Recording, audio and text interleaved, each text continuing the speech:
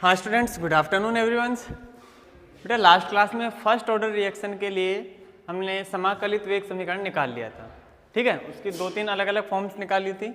एक ई की पावर में निकाली थी, लॉग की फॉर्म में निकाली थी, बेस ई के फॉर्म में अलग देखा था, बेस 10 की फॉर्म में अलग देखा था, ठीक है। आपको सारी फॉर्म्स याद रखनी है और बाकी बेसिकली मैंने कहा था कि टी का फॉर्मूला याद रख लेना, वो आपको आगे तक हेल्प करेगा।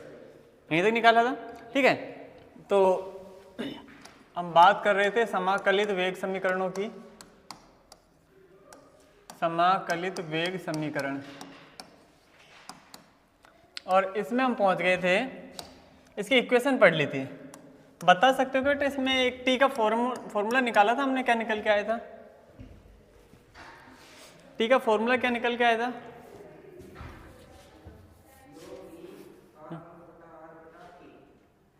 क्या बेटा?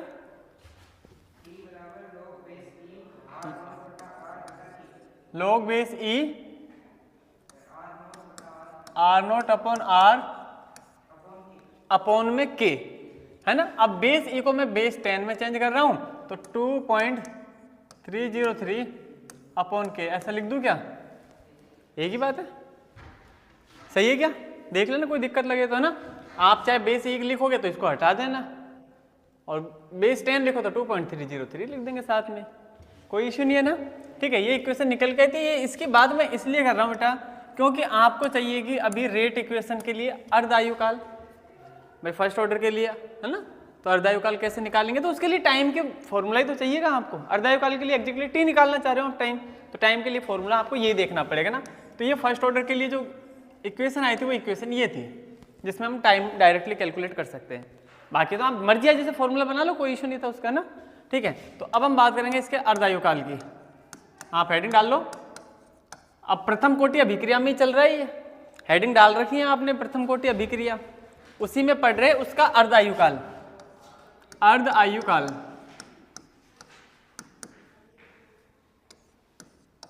अर्धायुकाल को 1/2 भी लिख देते हैं ना, हाफ लाइफ टाइम, है ना। अर्धायुकाल देखो बेटा, अर्धायुकाल के रेस्पेक्ट में आपको ये बात बताई थी। एक तो टाइम को किससे रिप्लेस कर दोगे? t 1/2 से, जहां भी टाइम है उसको t 1/2 लिखो। सेकंड थिंग, जो लास्ट में सांद्रता बचेगी अभिकारक की, है ना, फाइनल कंसंट्रेशन ऑफ रिएक्टेंट, है ना, रिएक्टेंट यानी अभिकारक की जो अंतिम सांद्रता है r, इसकी वैल्यू क्या होगी? प्रारंभिक सांद्रता की आधी। यही कहा था हमने, अर्धायुकाल की डेफिनेशन यही दी थी। वह समय, वो टाइम जिसमें जो रिएक्टेंट था ना अभिकारक, वो अपनी स्टार्टिंग की कंसंट्रेशन का आधा रह जाए, या फिर ऐसे बोल सकते हैं कि आधा कन्वर्ट हो जाए, आधा बच जाए या आधा कन्वर्ट हो जाए, मतलब तो एक ही है ना, ठीक है। तो आधा अभिकारक जब उत्पाद में परिवर्तित हो जाएगा तो जो टाइम लगेगा उसको उसका अर्धायुकाल कहते हैं। या फिर आधा कन्वर्ट बोल दो या फिर ऐसे बोल दो आधा बच जाए, मतलब एक है दोनों का। तो यही है, टी की जगह मैं लिखूंगा t 1/2 इक्वल टू 2.303 अपॉन में k log base 10 R naught upon, और आर की जगह क्या आ जाएगा बेटा? R naught upon 2। क्या बात समझ में आ रही है?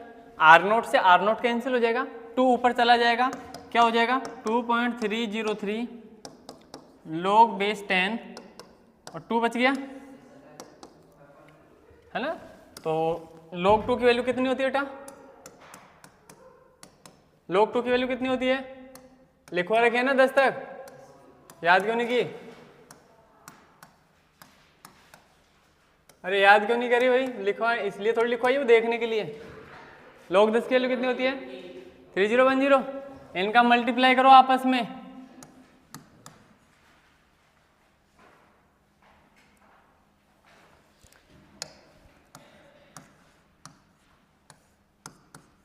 इनका मल्टीप्लाई करना भाई आपस में ना, तो वैल्यू निकल के आती है 0.693 अपॉन के, 0.693 अपॉन के।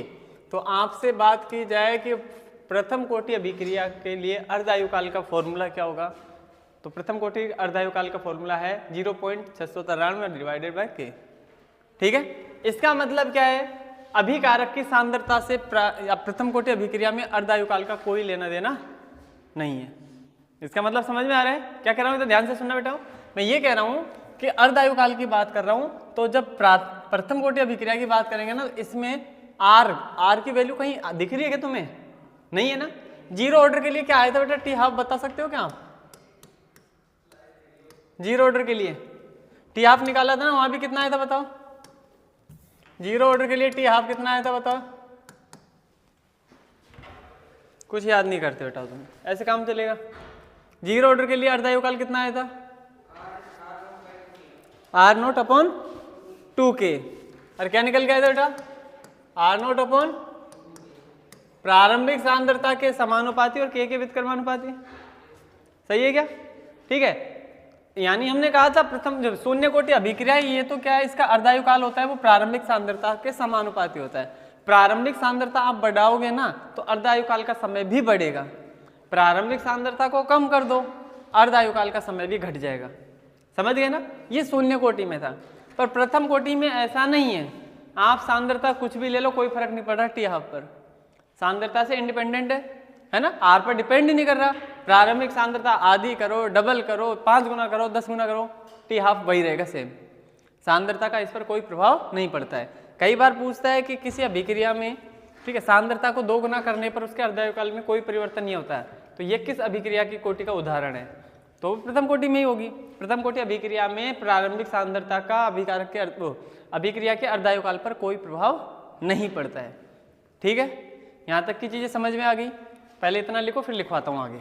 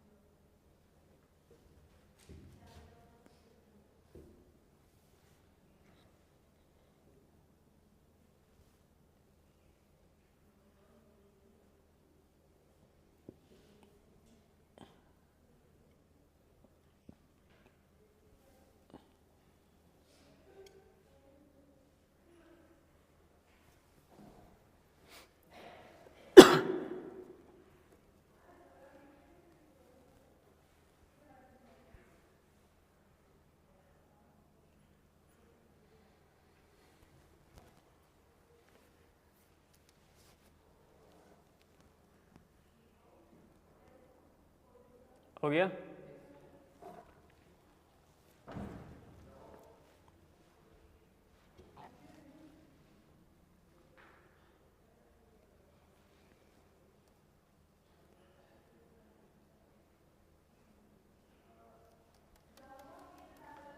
ये होगी बात अर्धायुकाल की ना, तो इसमें लिख दो एक लाइन, अर्थात अभिक्रिया का अर्धायुकाल। अब कौन सी अभिक्रिया की बात कर रहे हैं ये थोड़ी लिखवाऊं मैं वापस? प्रथम ही चल रहा है तो उसी की बात कर रहे होंगे, सब में नहीं होगा ऐसे, चले सब पे अप्लाई कर दो, यही चीज है ना। अभिक्रिया का अर्धायुकाल अभिकारक की प्रारंभिक सांद्रता पर निर्भर नहीं करता है,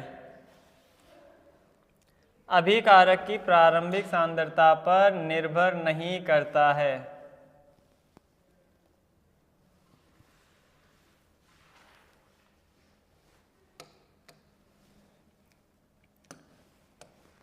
हाँ बेटाओ, इस पे मैं लिख रहा हूँ टी हाफ और इस पे लिख रहा हूँ मैं आर नोट। समझ ही गए होंगे इसका मतलब? एक एक्सिस पे आर नोट आ रहा है, एक पर टी हाफ आ रहा है। इसका ग्राफ कैसे बनेगा बताओ?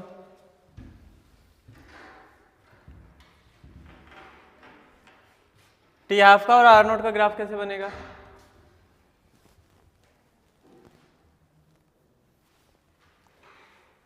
कुछ दिख रहा हो बताओ, मैं देख करके दिखा क्या? कुछ नहीं दिख रहा? क्या आर नोट पर टी हाफ डिपेंड करता है? नहीं करेगा। आर नोट की वैल्यू कितनी भी डालो टी हाफ सेम रहेगा। ऐसे आएगा कि नहीं आएगा? आर नोट की वैल्यू कितनी है डालो, टी हाफ की वैल्यू कोई चेंज नहीं होगी। टी हाफ को यहाँ लिखो, आर नोट को यहाँ लिखो, लाइन ऐसे हो जाती। सही है ना? बनाओ जल्दी।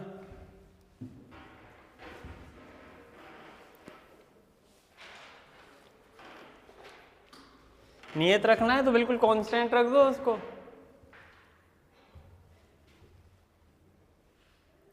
जीरो ऑर्डर में कैसे आया था ये ग्राफ? जीरो से स्टार्ट हुई थी और लगातार बढ़ी थी, सरल रेखा की जैसे, है ना? तो आर नोट पे डिपेंड करता था, वो देखा था हमने।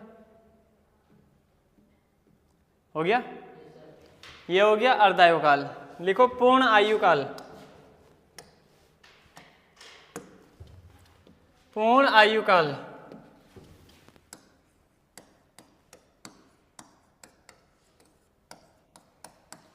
फुल लाइफ टाइम, है ना? इसको टी 100% से लिख देते हैं बेटा ना।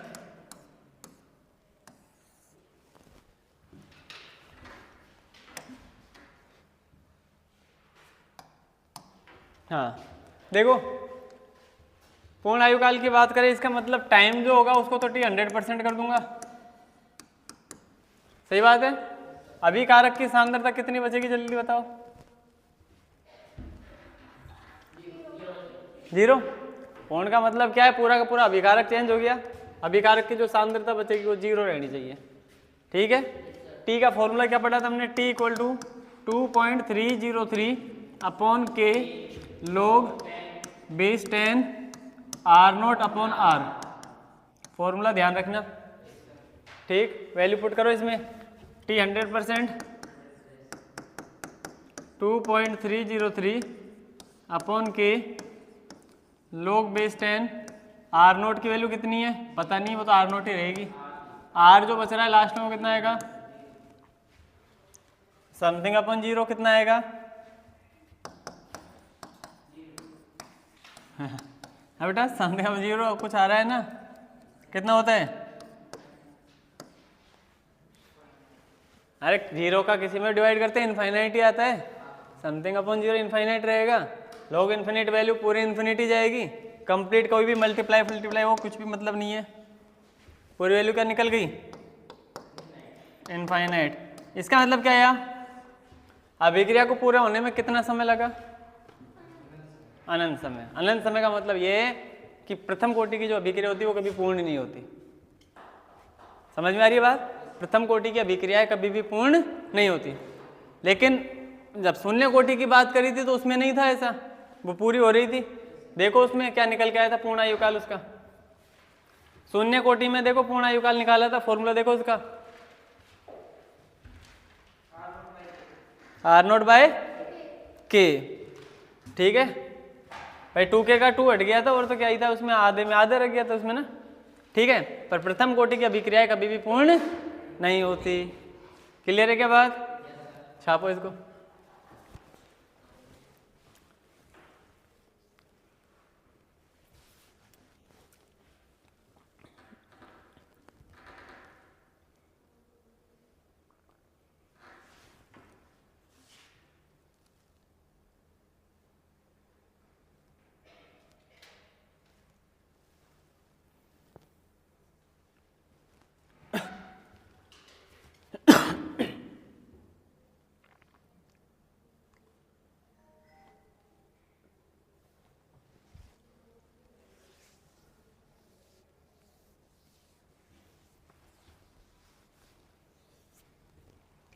जीरो ऑर्डर और फर्स्ट ऑर्डर दोनों के लिए अब आपको ध्यान रखने बेटा, समाकलित वेग समीकरण उनके जो भी ग्राफ बनाए हमने वो ग्राफ होने चाहिए अर्धायुकाल और पूर्णायुकाल, ये चीज़ें पता होनी चाहिए। जीरो ऑर्डर के एग्जाम्पल लिखवाए थे, ऐसे अभी फर्स्ट ऑर्डर के एग्जाम्पल लिखेंगे। ठीक है, तो अकॉर्डिंग टू सिलेबस बात करें तो जीरो ऑर्डर फर्स्ट ऑर्डर के ही याद रखने हैं आपको। सेकंड थर्ड भिन्नात्मक ऋणात्मक से अपना कोई लेना देना नहीं है भाई। ऑर्डर तो जो होता है वो भिन्नों में भी आ जाता है, नेगेटिव भी होता है ना। अभिक्रिया की कोटि नेगेटिव में भी आती है, ध्यान रखना। हो गया यहाँ तक? ठीक, पूर्ण आयुकाल समाप्त। अब देखो बेटा, क्योंकि यह अभिक्रिया कभी समाप्त नहीं होती, इसको थोड़ा ऐसे समझना जैसे इसके लिए लिखे अपन, मान लो आपके पास में अभिकारक है 100, है ना। ठीक है, तो टी हाफ यानी आधे समय के बाद में, अर्धायुकाल के बाद में वो कितना बचेगा? बचेगा जो 50 बचेगा। सही बात है क्या? नेक्स्ट फिर हम बात करें वापस आधे समय बाद कितना बचेगा? कितना? 25 ही रहेगा ना? सही है कि नहीं है? सबको समझ में आ रही है ना बात? भाई ऐसा थोड़ी कि 50 पहले उड़ाया 50 अगले में उड़ा तो काम खत्म, नहीं करना। वो अर्धायुकाल का मतलब क्या है? जो सांद्रता है उसका आधा बचेगा, उससे कोई लेना देना नहीं है, सांद्रता कम है कि ज्यादा है उसका आधा बच रहा है बस। 100 का 50, 50 का 25। अगेन मैं कह दूं, बताओ फिर टी हाफ समय बाद कितना बचेगा? 12.5। सही है, और ऐसे चलता रहेगा ये। हाँ बात करो फिर अगेन चला दे इसको हाफ। तो इसका मतलब क्या है बेटा, वो समझो है ना। मतलब मैं ये कहना चाह रहा हूं आपसे कि जैसे यहां से अभिक्रिया को यहां से यहां तक जाने में देखो 100 का कितना बच गया? वो 25। मतलब कितने प्रतिशत अभिक्रिया पूरी हो गई? 100 कहाँ होगी बेटा? 100%, 75% पूर्ण हो गई। 100 था, 100 में से 25 बच रहा है, तो बाकी 75 तो चेंज हो गया है ना भाई। आधा चेंज होता है तो हम कह देते हैं अर्धायुकाल। 75% 75 चेंज हो गया तो कह देंगे वो 75% को दिखा रहे हैं। अब उसमें डायरेक्ट तो कहेंगे नहीं हम, तो 75% को मैं ऐसे लिख सकता हूँ, किसी भी अभिक्रिया का अगर प्रथम कोटि की बात कर रहा हूँ मैं, ये जो भी बातें हो रही है सब प्रथम कोटि के लिए। अगर अभिक्रिया के 75% की बात कर रहा हूँ तो इसका मतलब ये कोई अभिक्रिया 75% पूर्ण होगी तो उसका समय अगर आपको देखना है ना तो अर्धायुकाल को 2 बार जोड़ लो। सही है क्या? अर्धायुकाल एक टाइम ये और एक टाइम ये, तब जाके पहुंच गए हम इस पे। सही है, तो मैं ऐसा लिख सकता हूँ 2 × टी हाफ, अर्धायुकाल का 2 गुना। अरे 5 साल इसमें लग रहे तो इसमें भी कितने लगेंगे? 5 साल हो गए क्या? 10 साल। समझ गए ना? तो वो हमेशा उसका डबल ही आएगा। ठीक है, चलो ऐसे बताओ यहां पर कितनी अभिक्रिया हुई होगी?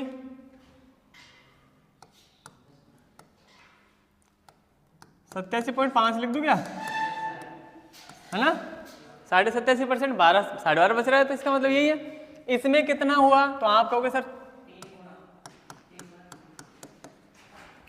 सही बात है क्या? किसी को समस्या नहीं है ना?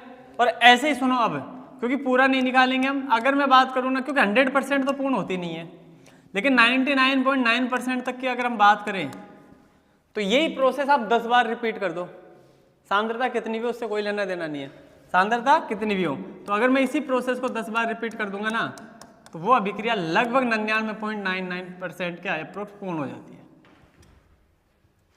ठीक है, तो ये जो भी कंडीशन लिखी है वो किसके लिए लिखी बेटा हमने? प्रथम कोटि अभिक्रिया के लिए, है ना? तो नोट डाल के लिख लो,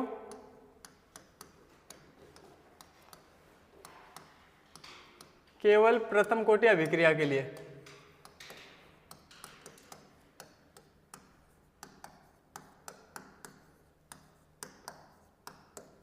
केवल प्रथम कोटि अभिक्रिया के लिए ना, और पूरी चीज लिख देना ये।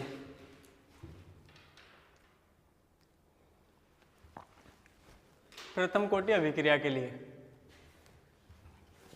एक तो वैसे याद तो तीनों ही रखने हैं, पर ये एक तो 75% का और ये 99 का, ये थोड़ा अच्छे से याद रख लेना।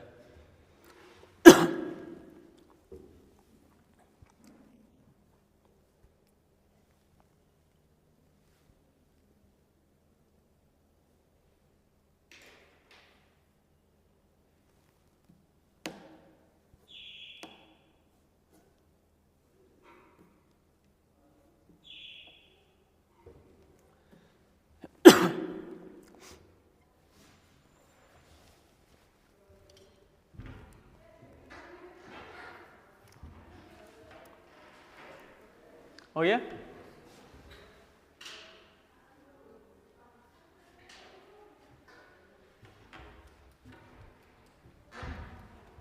हाँ, तो नेक्स्ट करें आगे। लिखो प्रथम कोटि अभिक्रिया के उदाहरण। ये सबने लिख लिया ना बेटा? ठीक है, प्रथम कोटि अभिक्रिया के उदाहरण।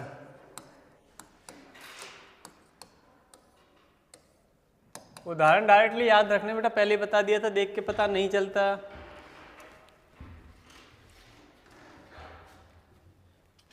देखो बेटा, पहले उदाहरण की बात करूं तो न्यूक्लियर फिजिक्स के अंदर आप देखते हो ना, जितने भी रेडियो एक्टिविटी वाले डिके होता है ना, रेडियो सक्रियता वाली जो अभिक्रियाएं होती है ना, तो रेडियो एक्टिविटी वाली जो भी अभिक्रिया होती है वो सारी सारी प्रथम कोटि अभिक्रिया के उदाहरण है।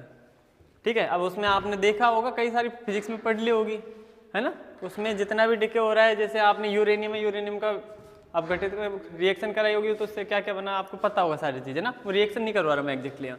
तो जितने भी रेडियो एक्टिव वाली अभिक्रियाएं होती है ना, वो सारी की सारी कौन सी अभिक्रिया के उदाहरण है? प्रथम कोटि अभिक्रिया।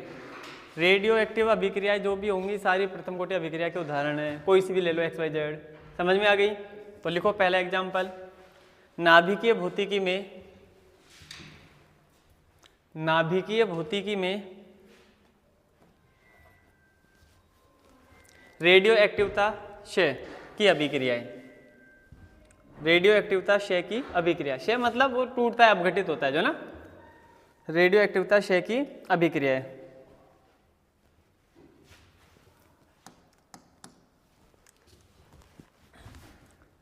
डायरेक्टली समझो तो रेडियो एक्टिव अभिक्रिया सारी मतलब यही है। समझ गए क्या? क्षय अपघटित होना है ना, अरे वो ये क्षय बोला है ना, क्षरण बोलते हैं, टूटना बोलते हैं, अपघटन बोलते हैं, जो भी बोलते हैं। दूसरा सुनो, जो बैक्टीरिया होते हैं ना, इनकी जो ग्रोथ होती है और डिके जो होता है, मतलब इनकी वृद्धि और इनका जो क्षय या क्षरण बोलते हैं ना, ठीक है, वो भी कौन से में आता है? प्रथम कोटि अभिक्रिया का ही उदाहरण है। ठीक है, तो लिखो सेकंड में, बैक्टीरिया की वृद्धि, बैक्टीरिया लिख लो, हिंदी में क्या बोलते हैं इसको? जीवाणु। ठीक है, लिख लेना, लिखना चाहो जो, है ना। बैक्टीरिया, हिंदी में बैक्टीरिया भी चलता है, कोई इशू नहीं है ना। बैक्टीरिया की वृद्धि तथा क्षरण, मतलब क्षय होना, नष्ट होना है ना, नष्ट होना ऐसे भी लिख सकते हो, वृद्धि या तथा क्षरण। तीसरा पॉइंट लिखो,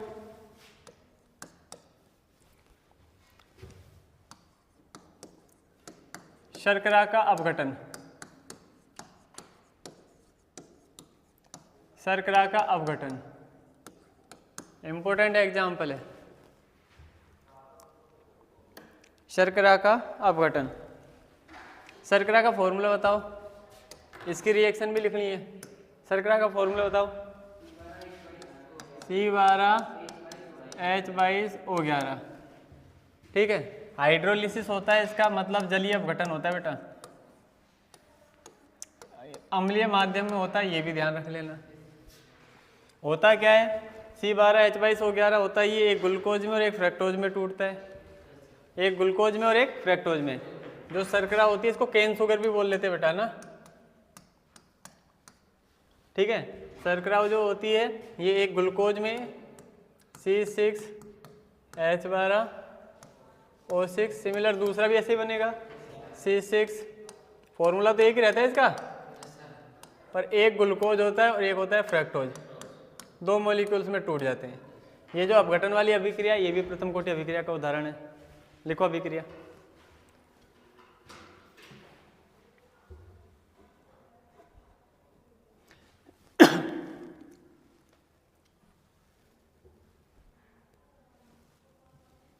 शर्करा, इसको सुक्रोज भी बोल देते हैं, कई बार सुक्रोज चले तो ध्यान रख लेना बेटा। हालांकि अगले 10th चैप्टर करवाएंगे उसमें पता चल जाएगा।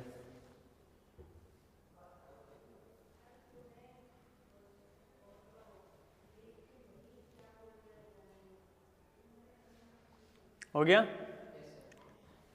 फोर्थ लिखो,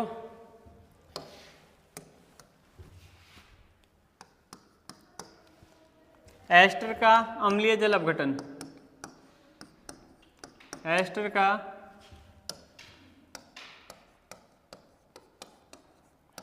अम्लीय जल अपघटन।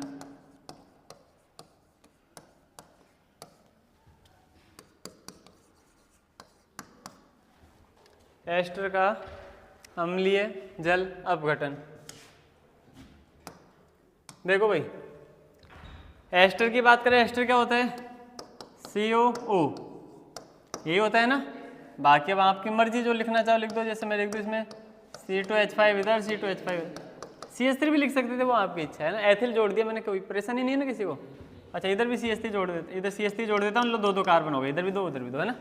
ठीक है, बाकी आपकी मर्जी, कैसे कुछ कर लो, कोई दिक्कत नहीं रहा। अपघटन, जलीय अपघटन करा रहे हैं तो जल से अभिक्रिया होती है, वही अम्लीय माध्यम में होती है बेटा। ठीक है, अब इसमें क्या होता है पता होगा आपको, रिएक्शन तो याद होगी है। ठीक है, ये यहाँ से ब्रेक होता था, OH इसमें, H इसमें, सही है। अच्छा ये क्या बेटा डबल बॉन्ड बना लेता है तो स्टेबल हो जाता है ना ज़्यादा। तो एक तो बनेगा कार्बोक्सिलिक अम्ल, ठीक है, CH3COOH, और दूसरा बनेगा एल्कोहल, C2H5OH, एथेनॉल। क्लियर है। ये अभिक्रिया भी कौन सी है, प्रथम कोटि अभिक्रिया का उदाहरण है, एस्टर का अम्लीय जल अपघटन। लिखो अभिक्रिया।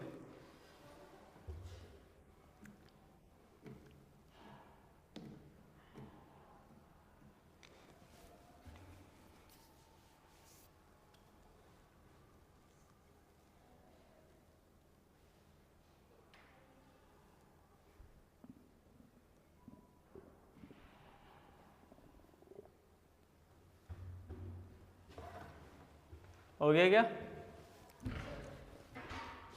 नेक्स्ट लिखो पांचों एग्जाम्पल, इंपोर्टेंट एग्जाम्पल है ये, फर्स्ट वाले है ना, ध्यान रखना है। हाँ, N2O5 का अपघटन,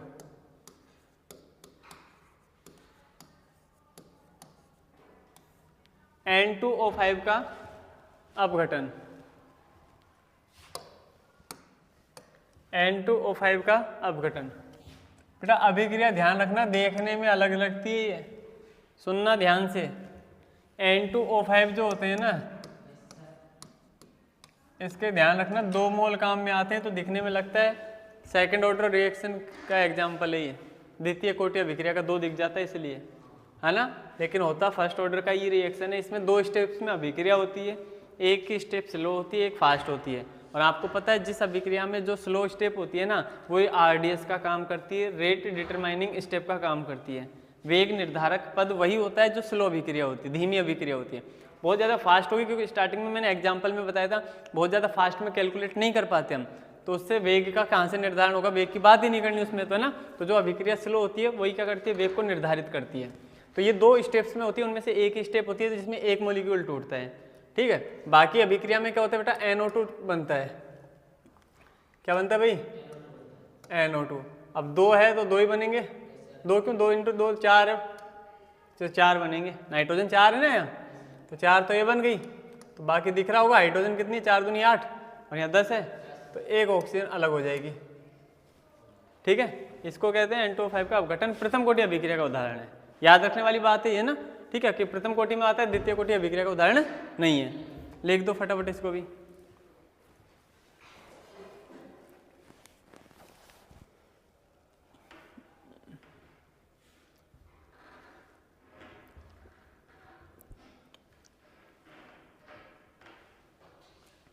और एक और एग्जाम्पल लिखोगे इसमें, H2O2 का अपघटन। H2O2 हाइड्रोजन पेरोक्साइड होता है ना, 6ठे नंबर का एग्जाम्पल है, H2O2 का अपघटन। H2O2 का अपघटन,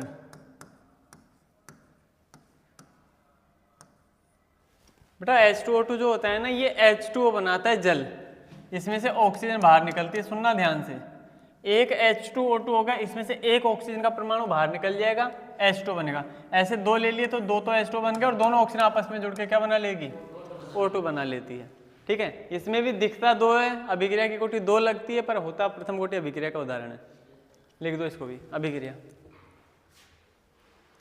H2O2, इसमें H2O बनेगा और ऑक्सीजन बनेगी।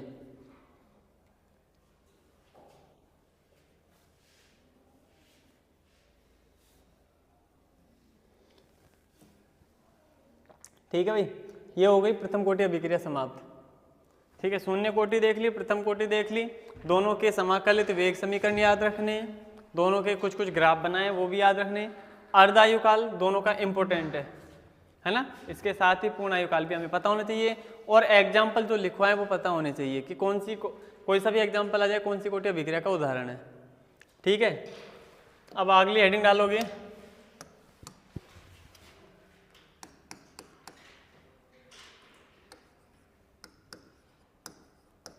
N कोटि अभिक्रिया का समाकलित वेग समीकरण।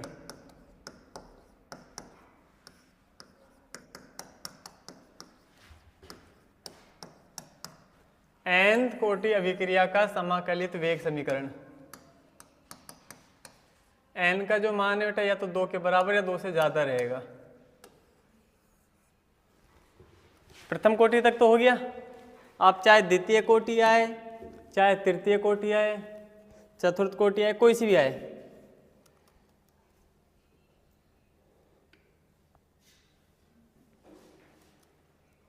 ठीक है। तो सबके अब इनका प्रूफ नहीं पढ़ना, अपने सिलेबस में नहीं है, मैं तो बस वैसे ही लिखवा रहा हूँ, जस्ट फॉर नॉलेज, ध्यान रख लेना, है ना। तो आप इसके लिए लिखोगे बेटा समाकलित वेग समीकरण टी की फॉर्म में निकालते हैं हम, है ना। तो ये क्या होता है, सुनिएगा ध्यान से एक बार, थोड़ा सा याद हो जाएगा। n-1 और ये k, क्या कह रहा हूँ, 1/n-1 और k, 1/n-1 k, ठीक है। ब्रैकेट में 1/r माइनस 1/r0, और दोनों की पावर यही n-1, इसकी पावर भी n-1, इसकी पावर भी n-1, बस ये इसको कहते हैं बेटा इसका समाकलित वेग समीकरण। t डायरेक्ट निकाल लिया हमने, है ना। t बराबर 1/n-1 के 1/r की पावर n-1 माइनस 1/r0 की पावर n-1, डायरेक्ट लिख दो इसको, है ना। n का मान 2 हो सकता है और 2 से बड़ा होगा, यानी द्वितीय कोटि, तृतीय कोटि, चतुर्थ कोटि, जो मर्जी है आप लिख दो।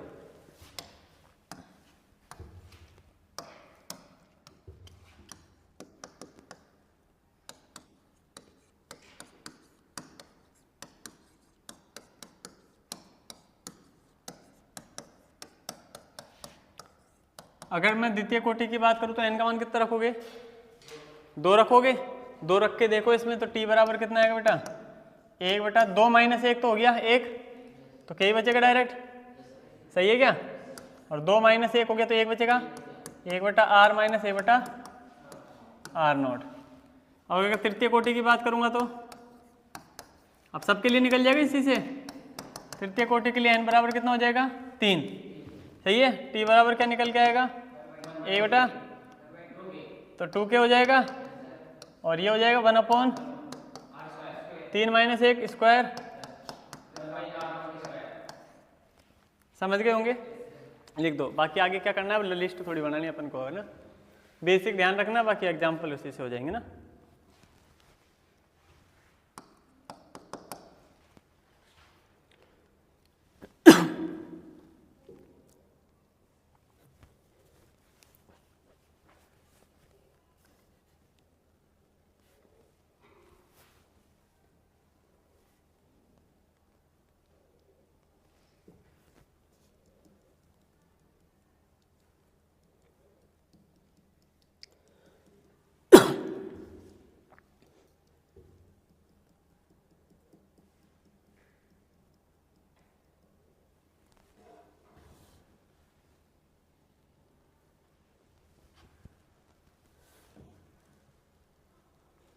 लिख दिया, ऐसे लिखो, nth कोटि अभिक्रिया का अर्धायुकाल,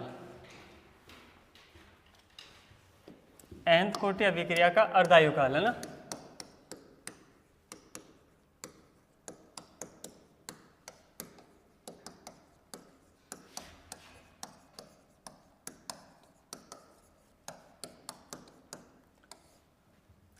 nth कोटि अभिक्रिया का अर्धायुकाल,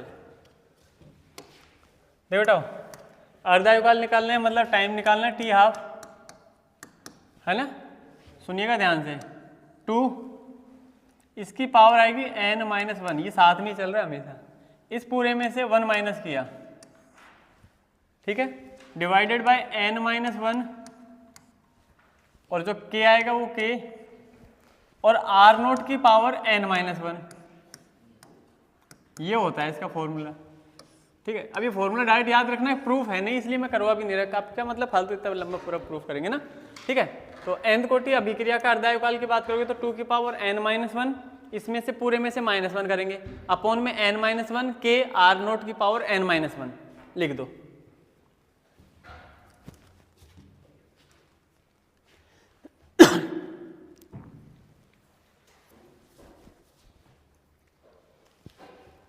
तो n बराबर, एक तो 2 के लिए निकाल दो, n बराबर 3 के लिए निकाल दो दोनों।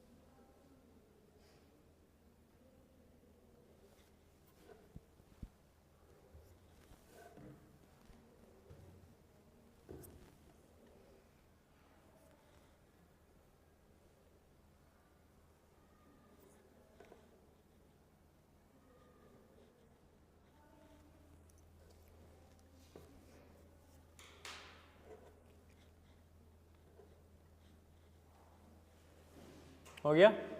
क्या क्या निकालना आपने, देखो एक तो जब t बराबर n बराबर 2 रखा होगा तो 2 की पावर 1 हो जाएगा, मतलब 2 माइनस 1 1 ही रहेगा, 2 में से 1 जाएगा 1 बचेगा, 1 अपॉन ये भी 1 बचा के आर नोट, यही आया होगा लास्ट। ठीक है, इसके लिए क्या आएगा बेटा, तो इसमें 3 रखा, 3 में से 1 है तो 2, 2 का स्क्वायर 4, 4 माइनस 1 डिवाइडेड बाय यहाँ आएगा 2, 2 के आर नोट का स्क्वायर। उम्मीद है बात समझ में आ रही होगी ना। ठीक है, हो गया है ना। अभिक्रिया का समाकलित वेग समीकरण भी देख लिया, उसका अर्धायुकाल भी देख लिया, कोई सी भी आए 3 4 5 6 कोई फर्क नहीं पड़ता, अपने सबका पैटर्न यही है ना। अब अभिक्रिया की कोटि को ज्ञात करने के लिए एक मेथड है बेटा, छोटा सा ना, दो छोटे छोटे मेथड है, एक उसकी सांद्रता से निकाल लेते हैं और एक तरीका होता है ग्राफिकल मेथड का, है ना। तो हेडिंग डालो अभिक्रिया की कोटि ज्ञात करना।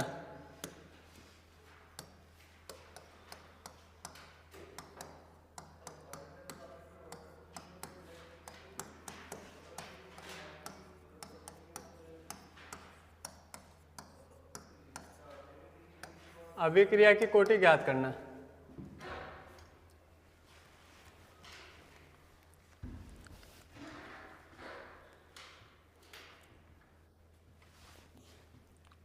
सबसे पहला मेथड है अर्ध आयुकाल से। पहला मेथड लिखो बेटा, पहले हेडिंग लिखो इसमें अर्ध आयुकाल से।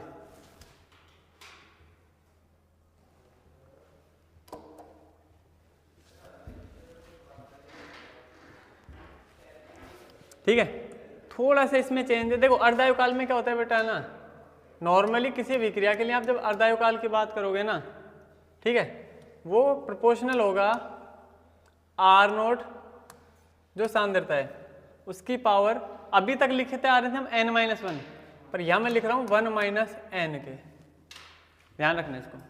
अब इससे क्या होगा, मैं दो अलग अलग केस की बात कर रहा हूं, या फिर यूं मान लो आप तो सीधा कि मैं एक t1 टाइम की बात कर रहा हूं, एक t2 टाइम की बात कर रहा हूं। t1 पर, अच्छा इसको कंसंट्रेशन को r ही लिख देता हूं मैं ताकि दिक्कत नहीं आएगी। ठीक है, क्या कह रहा हूं इधर सुनना भाई, t हाफ है ना, तो ये ऐसे कह रहा हूं t1 पर तो ये हो जाएगा r1 और t2 पर हो जाएगा r2। तो इनका रेशियो निकालते हैं हम, अनुपात, कैसे कि t1 केस में तो ये क्या रहा होगा बेटा r1 1 माइनस एन, t2 में क्या रहा होगा r2 1 माइनस एन। ऐसे ही अब इनका रेशियो निकाल लेंगे तो t1 अपॉन t2, इनकी पावर सेम ही होगी, r1 अपॉन r2 की पावर मैंने इक्वल कर दिया बेटा, क्योंकि कांस्टेंट कुछ ना कुछ आएगा, इसमें भी कोई कांस्टेंट आएगा, k मान लिया, इसमें भी कोई k मान लिया, वो k से k कट जाएगा, इसलिए मैंने इक्वल कर दिया, समानुपाती नहीं रखा इसमें ना, रेशियो इसीलिए निकाला है ताकि वो कांस्टेंट कट जाए, समानुपाती से कोई लेना देना नहीं है। अब इसमें क्या होता है, कई बार आपको 4 चीजें total 5, t1 t2 r1 r2 और n, है ना। तो क्या करेगा वो, किसी एक टाइम पर उसकी कंसंट्रेशन, किसी दूसरे टाइम पर उसकी कंसंट्रेशन दे देगा। तो t1 t2 का मान आ गया, r1 r2 का मान आ गया, उससे n का मान हम निकाल सकते हैं। मतलब एक मेथड है छोटा सा और कुछ नहीं है।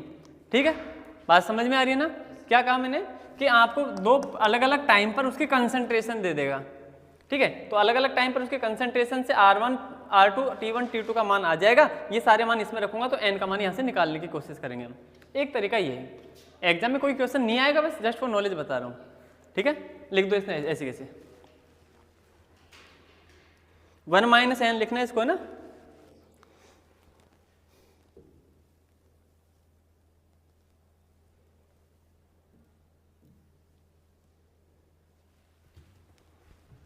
और इसको आर नोट लिखो तो आर नोट लिखो, लेकिन ध्यान रखना मैंने t1 पर r1 मान लिया, t2 पर r2 लिख दिया ना, क्योंकि रहती तो इनिशियल कंसंट्रेशन ही है ना, आर नोट ही कर लेना उसको।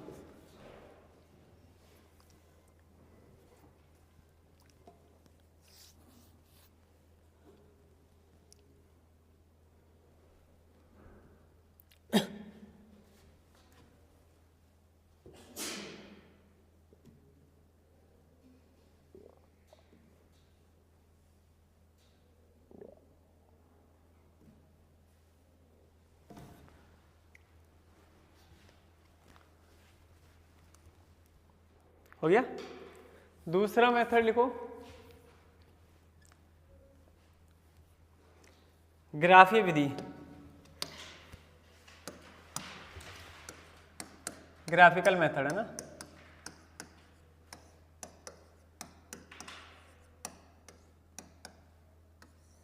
ग्राफिकल मेथड,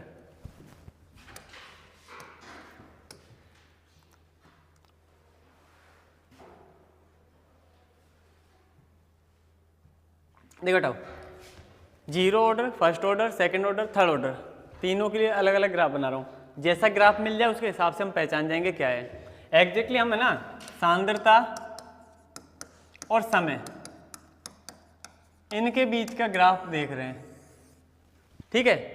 तो एक तो बात करूंगा मैं फर्स्ट ऑर्डर की, सेकंड ऑर्डर की, अच्छा zero order, first order, second order और ये थर्ड ऑर्डर, समझ गए है ना। एन की वैल्यू जब कितनी होगी, zero, first order, second order, third order. Important बात ये टाइम के रेस्पेक्ट में बना रहे हैं, इसमें कोई चेंज होगा नहीं। किसी का भी ग्राफ देख के आप पहचान जाओगे कि ये ग्राफ ऐसा बना हुआ है, तो हम सीधा ही पहचान जाएंगे उसका एन का मान कितना होगा। अब क्या करें बेटा, जब भी जीरो ऑर्डर की बात करूंगा ना, तो टाइम और उसकी सांद्रता इनके बीच ग्राफ बनता है, समय और उसकी सांद्रता इन दोनों के बीच ग्राफ बनता है, बोले कोई दिक्कत नहीं है। फिर फर्स्ट ऑर्डर की बात करूंगा तो डायरेक्ट सांद्रता नहीं होती, लोग के साथ में आती है वो सांद्रता, लोग फिर कंसंट्रेशन आती है। अब आप समझ जाओ, बेस ई भी हो सकता है, बेस 10 भी हो सकता है, वो चेंज हो जाएगा उसके हिसाब से, है ना। लोग के साथ में सांद्रता आएगी तो हम समझ जाएंगे फर्स्ट ऑर्डर में। टाइम तो फिक्स है, डायरेक्ट सांद्रता लिखी हुई है, सांद्रता और समय तो सीधा बोल दो जीरो ऑर्डर का है ना। अगर आपको दिख गया कि लो कंसंट्रेशन और टाइम के बीच में, इसका मतलब ये फर्स्ट ऑर्डर में आ रहा है, लोग की टर्म सारी है। सेकंड ऑर्डर में क्या होता है, वन अपॉन कंसंट्रेशन के बीच बनता है ये ग्राफ, सांद्रता की पावर मतलब एक बटा सांद्रता हो जाती है। और थर्ड ऑर्डर की बात करूंगा तो वन अपॉन कंसंट्रेशन का स्क्वायर हो जाएगा, और ऐसे वन अपॉन कंसंट्रेशन का क्यूब हो जाएगा, 4 घात 5 घात ऐसे चलता रहेगा कंटिन्यूसली, ठीक है। लेकिन हमें थर्ड ऑर्डर तक याद रखना है। इनके अब ग्राफ बनते कैसे वो भी थोड़ा सा देख लो।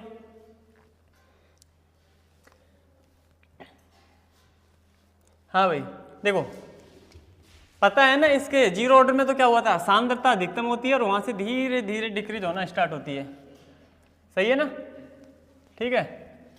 तो यहाँ थी और सांद्रता, अब तो जीरो पे मिलाना चाहो तो मिला सकते हो। इसमें भी यही होता है, स्लोप में चेंजिंग आ जाती है, स्लोप ही तो चेंज होता है। अब स्लोप को तो क्या दिखाना अपन को यहाँ, ठीक है। इस वाले में क्या होता है, ग्राफ चेंज हो जाता है, ठीक है। ये क्या होता है बेटा, जब कभी भी सेकंड ऑर्डर इससे ऊपर का आएगी ना तो एक फिक्स वैल्यू तो सब में आएगी, ठीक है। अब वो फिक्स वैल्यू जैसे इसमें थी, इसमें भी थी, कंसंट्रेशन की स्टार्टिंग वैल्यू इसमें भी आएगी, पर वैल्यू रेगुलर इंक्रीज होती है फिर उसके बाद। अब वही बात आ जाती है स्लोप की, इसमें भी कंसंट्रेशन स्क्वायर आएगा, बढ़ेगी तो पावर ऐसी, और उसका स्लोप अलग आएगा, ठीक है। तो कुछ नहीं, हमें तो ये देखना है कि जो ग्राफ बनना है वो किस किस के बीच में बना रहे हैं, है ना। अगर डायरेक्टली मैं बोलूँ आपको कि किसी अभिक्रिया के लिए लोग सांद्रता और टी के बीच ग्राफ बना हुआ है, इसको देखो और ठीक है ये तो फर्स्ट ऑर्डर की रिएक्शन है, कुछ नहीं पहचाना, ज्यादा दिमाग नहीं लगाना। एक बटा सांद्रता स्क्वायर, अरे ये तो कौन सी हो गई, थर्ड ऑर्डर की हो गई। एक बटा सांद्रता ही लिखा हुआ है, इसका मतलब सेकंड ऑर्डर की हो गई। डायरेक्ट सांद्रता है मतलब जीरो ऑर्डर की हो गई। ये देख के और बस उसको पहचानने का काम है, बस ग्राफ देगा, लेकिन वो बिना ग्राफ के नहीं पहचान। हम ग्राफ विधि क्यों लिख रहे हैं, क्योंकि ग्राफ होगा उससे पहचान रहे हैं, ठीक है। बना लो।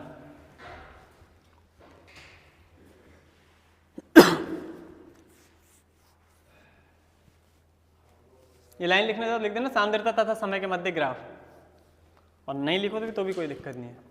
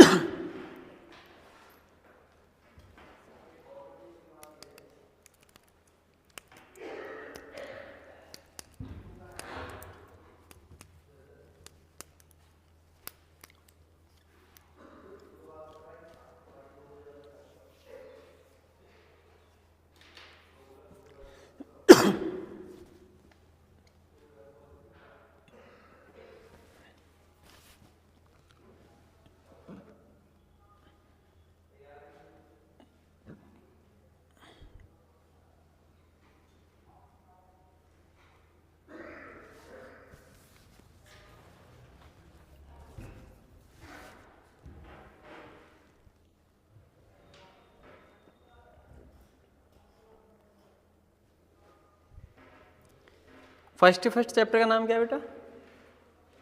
सबसे फर्स्ट चैप्टर जो है तुम्हारे सिलेबस में विलियन सॉल्यूशन, पता है ना, जानते हो ना, भूले थोड़ी हो? हाँ नहीं भूले ना। ऐसा है, कल उसका टेस्ट लेंगे, ठीक है?